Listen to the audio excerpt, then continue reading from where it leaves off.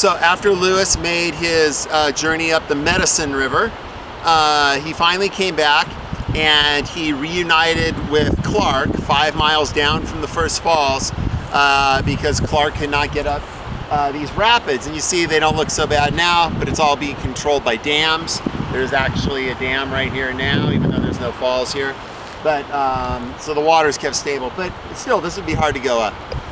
So anyhow, around the bend, we don't feel like hiking over there because it's almost 100 degrees and it's quite a hike. But around this bend here where the falls, where the rapids stop, is a small creek it's called today Belt Creek.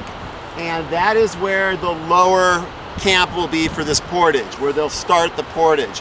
And again, it's going to be 18 miles over all these hills and around the city of Great Falls today and up to the top of it.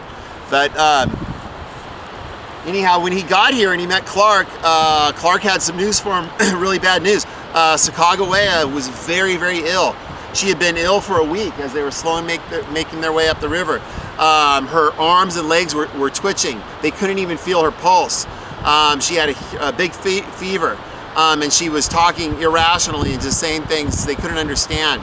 And so whatever was happening to her, Clark tried to bleed her, as they would in those days, just get her blood out. And that was just weakening her more and making her more thirsty. So Lewis took over the doctoring of her. He gave her, what did he give her? Bark. He had her drink bark, some sort of bark. I think from the cherry, what was that called, Ethan? Tree? The chokecherry tree?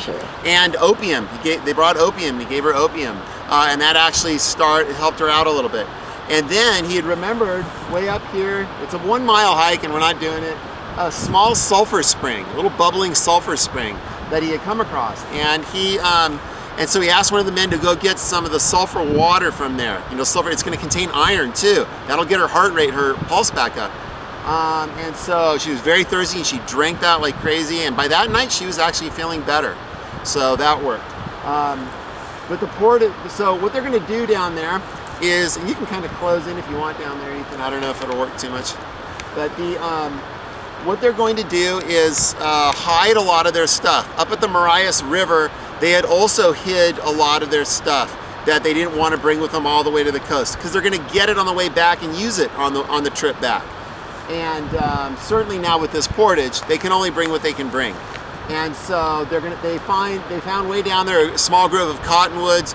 They're going to make their canoes, some more canoes out of it. They're going to leave the last pirogue. They left one of the pirogues at Marias River. They're going to leave the other pirogue hidden here, and they're going to leave a lot of their tools and everything behind, and only build new canoes and carry the bare minimum.